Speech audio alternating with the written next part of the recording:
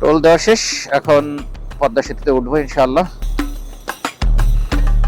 So বলতেছিলাম cruise কন্ট্রোলটা থাকলে একটু আরামসে যাওয়া যেত। আলহামদুলিল্লাহ এই যে সকাল সকাল যাইতেছি, পদ্মা সেতুর উপরে আছি এখন। মুরগিগুলা যে কেমনে বাচ্চা রয়েছে, ওর ভিতরে কত মুরগি মরছে শীতকালে। এই জন্য ভাই ঢাকা শহরে হোটেল বা অন্য কোথাও শীতকালে মুরগি খাওয়ার ক্ষেত্রে একটু সাবধানতা অবলম্বন করেন। এর পরের যে আপডেটটা আসতেছে হিরো XT160R এর, ওইটা যখন বাংলাদেশে আসবে আর কি, খুব শীঘ্রই, হয়তো কুরবানি ঈদের আগেও আসতে পারে। ওইটাতে যে ফিচার গুলো দেওয়া হয়েছে, যেমন ক্রুজ কন্ট্রোল, আমি এই মাওয়া এক্সপ্রেসওয়েতে ক্রুজ কন্ট্রোলটা খুব মিস করতেছি।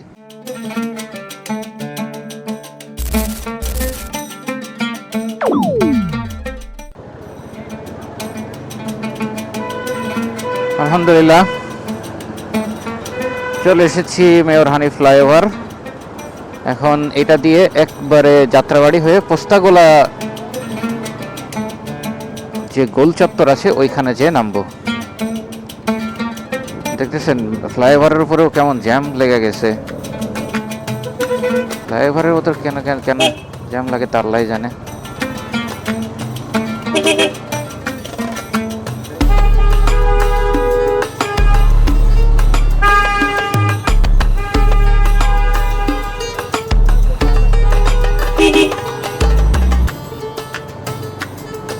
এই চাচা মনে হয় গাড়ি ফেল করছে, কোনো গাড়ি হয়তো কোথাও যাবে দূরে, ফেলে রেখে গেছে তার গাড়ি। দেখছো কোনো জ্যাম নেই, হুদাই ফ্লাইওভারের উপরে দাঁড়ায় আছে।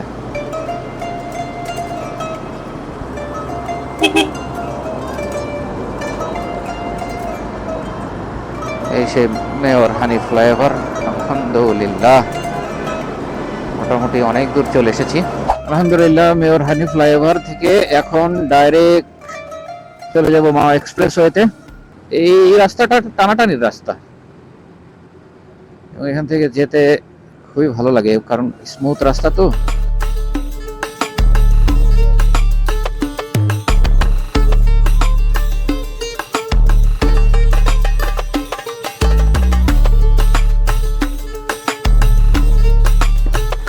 টোল মনে হচ্ছে 10 টাকা, 10 টাকা টোল। এখান থেকে আবার যখন মাওয়া এক্সপ্রেস হতে যাবো তখনও টোল 10 টাকা। সকালটা আলহামদুলিল্লাহ ভালো লাগছে, আল্লাহ তাআলার নিয়ামত শুকরিয়া আলহামদুলিল্লাহ।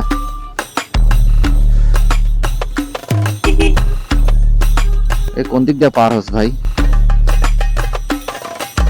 এখানে আবার কিসের জ্যাম? জ্যাম থাকার কথা না, কিছু কিছু গাড়ি এই যে বাম সাইডে দাঁড়ায় থাকে, এই কারণে জ্যাম হয়। কিছু কিছু সময় আমি অনেক সেফ রাইড করি, এবং কিছু কিছু সময় না, আমি সবসময় সেফ রাইড করি। কেমন, এই যে এখান থেকে বাসটার দূরত্ব অনেক বেশি এবং বাসটাও কিন্তু রানিং আছে। আমি যদি এখানে 100 উঠাই তাও কোনো সমস্যা না, কিন্তু যদি এমন হয়ে থাকে যে প্রচুর জ্যাম আছে, বাজার এরিয়া, ওই সকল জায়গাতে কখনো ওভার স্পিডিং না করা, কারণ হুট করে কখন কি আপনার সামনে চলে আসে বলা যায় না। এই জন্য সেফলি রাইড করা। আপনি বুঝতেছেন যে হ্যাঁ আপনি ট্রেনে এখন বের হয়ে যেতে পারবেন, তখন ট্রেনে বের হয়ে যাওয়া বা টানাটানি করা সেটা ভিন্ন কথা। জানি না এই মাওয়া এক্সপ্রেসওয়েতে অটো ক্যামেরা চালু হয়েছে কিনা, যদি অটো ক্যামেরা চালু হয় তাহলে তো 80-র উপরে ওঠানোই যাবে। তবে বাসের টানাটানি দেখলে বুঝতে পারবো যে হ্যাঁ এখন কি অবস্থা। এই দেখেন এইটাতে মুরগি ছিল, মুরগি সব ফাঁকা করে দেয়া, এখন আবার ব্যাক করতেছে।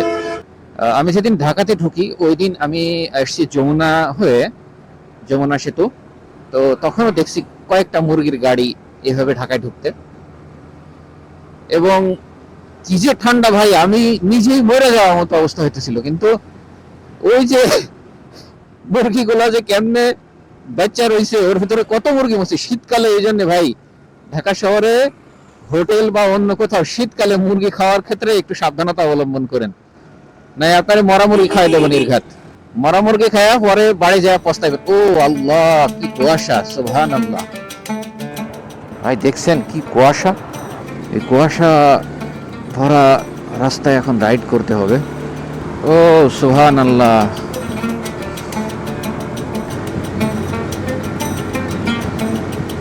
যদি কুয়াশা থাকে তাহলে তো আরামে জোরে টানা যাবে, কারণ অটো ক্যামেরা কাজ করবে না, প্লাস পুলিশ যে দূর থেকে গান ধরে রাখবে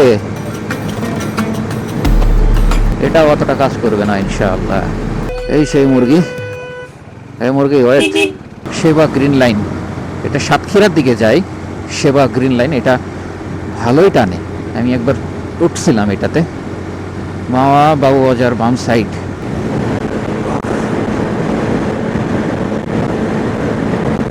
ও লো লো লো লো, কে করলে এই অকাজ? সকাল সকাল কে বমি ফেললো দেখছেন? এই যে আলহামদুলিল্লাহ জাতির পিতা হযরত ইব্রাহিম আলাইহিস সালাম এক্সপ্রেসওয়ে। এই যে আমার গাড়ি, যাইতেছি মাওয়া এক্সপ্রেসওয়েতে।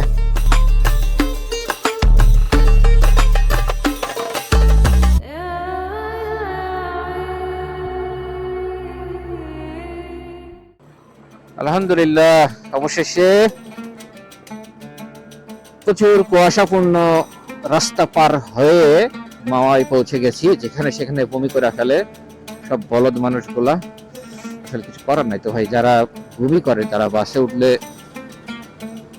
তাদের মাথায় চক্কর দেয়, যার কারণে এটা তারা করেই ফেলে, সাথে সমস্যার কারণেই করে। পদ্মা সার্ভিস এরিয়া 1, বামে যেটা ছিল ওটা হলো মাওয়া স্টেশন। আলহামদুলিল্লাহ খুবই ভালো মতো স্মুথলি রাইডিং করে আসতে পারছি। তবে একটা জিনিস খুব ভালো হবে যদি এর পরের যে আপডেটটা আসতেছে হিরো এক্সটি 160R এর, ওইটা যদি বা ওইটা যখন বাংলাদেশে আসবে আর কি খুব শীঘ্রই, হয়তো কুরবানি ঈদের আগেও আসতে পারে, ওইটাতে যে ফিচারগুলো দেওয়া হয়েছে এবং মানে আমি বলবো এক কথায় অসাধারণ কিছু কিছু ফিচার আছে, যেমন ক্রুজ কন্ট্রোল। আমি এই মাওয়া এক্সপ্রেসওয়েতে ক্রুজ কন্ট্রোলটা খুব মিস করতেছি। মোটরসাইকেল লেন বাম দিকে, ও আচ্ছা। ঠান্ডার সময় দেখতেছি যে প্রচন্ড পরিমাণে কুয়াশা এবং বাতাস হওয়ার কারণে সামনে থেকে অনেক ঠান্ডা বাতাস মারতেছিল।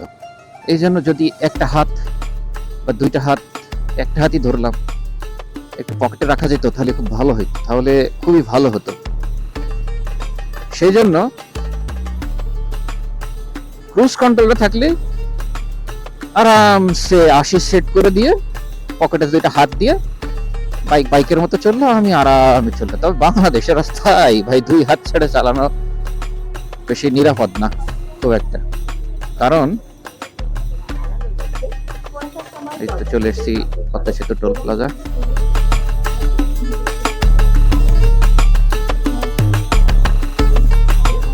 কত স্যার?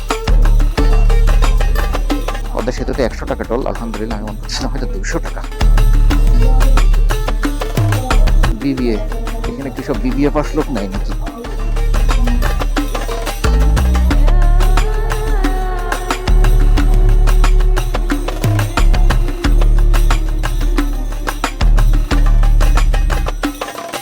আলহামদুলিল্লাহ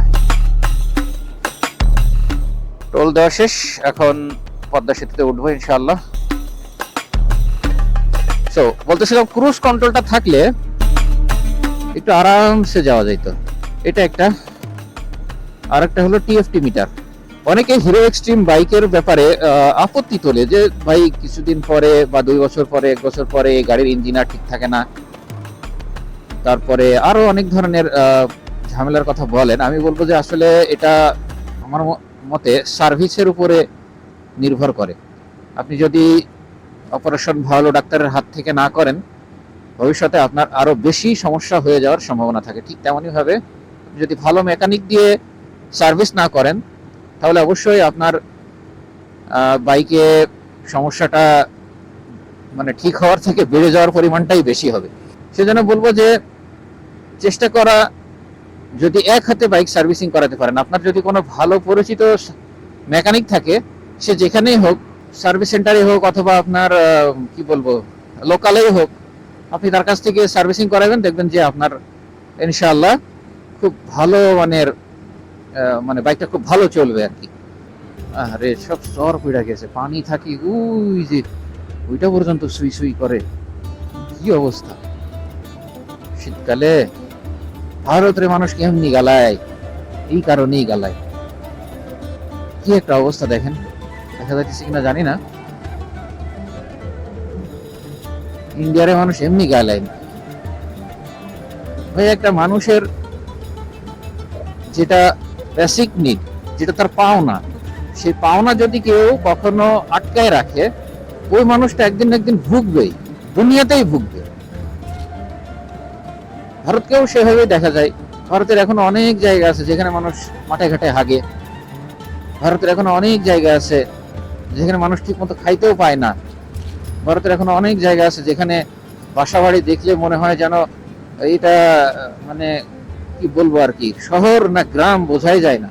ন্যায্য হিসা যে পানিটা আমাদের ছিল পাওয়ার কথা, সেটা তারা আটকায় রেখে দেয়। কি বলবো, এদের আর কিছু বলার নাই।